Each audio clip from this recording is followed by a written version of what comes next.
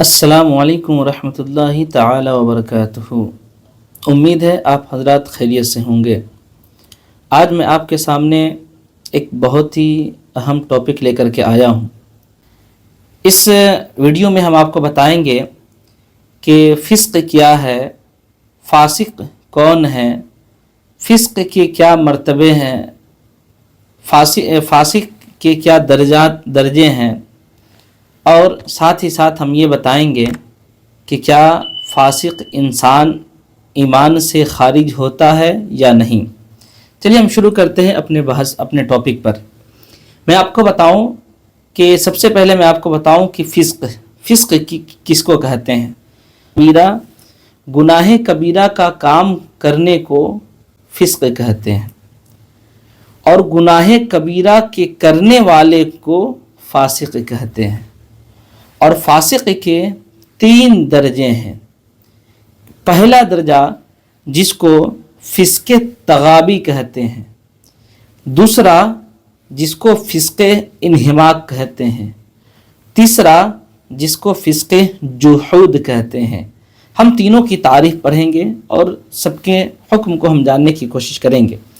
سب سے پہلے میں نے آپ کو بتایا فسق تغابی۔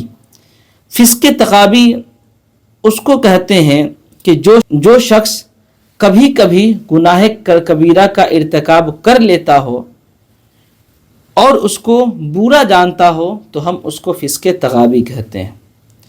دوسرا جو فسق انہماک ہے، یعنی جو شخص گناہ کبیرہ کا عادی ہو اور اس کا کوئی خوف نہ ہو تو اس کو فسق انہماک کہتے ہیں۔ تیسرا جس کو فسق جحود کہتے ہیں، فسق جحود اس کو کہتے ہیں کہ گناہ کبیرہ یا پھر حرام کام کو اچھا سمجھ کر کے کرے تو اس کو ہم فسق جحود کہیں گے۔ ہم نے تینوں تعریف پڑھی۔ پہلی تعریف فسق تغابی کی پڑھی، یعنی کبھی کبھی انسان گناہ کبیرہ کر لیتا ہو لیکن اس کو برا جانتا ہو۔ دوسرا ہم نے پڑھا فسق انہماک، مطلب انسان ہمیشہ گناہ کبیرہ کرتا ہو اور اس کو کوئی خوف نہ ہو۔ تیسرا فسق جحود، یعنی انسان گناہ کبیرہ کو اچھا سمجھ کر کے کرے یا حرام کام کو اچھا سمجھ کر کے کرے تو اس کو ہم فسق جحود کہتے ہیں۔ یہ تینوں درجے ہم نے بتایا، فسق تغابی، فسق انہماک، فسق جحود۔ پہلے 2 درجے جو ہم نے بتایا، فسق تغابی، فسق انہماک، انسان اگر ان دونوں اسٹیج پر ہو، یعنی فسق تغابی کے اسٹیج پر پہنچا ہو یا فسق انہماک کے اسٹیج پر پہنچا ہو تو انسان ایمان سے خارج نہیں ہوتا ہے۔ انسان مسلمان ہی رہتا ہے، مسلمان سے خارج نہیں ہوتا ہے۔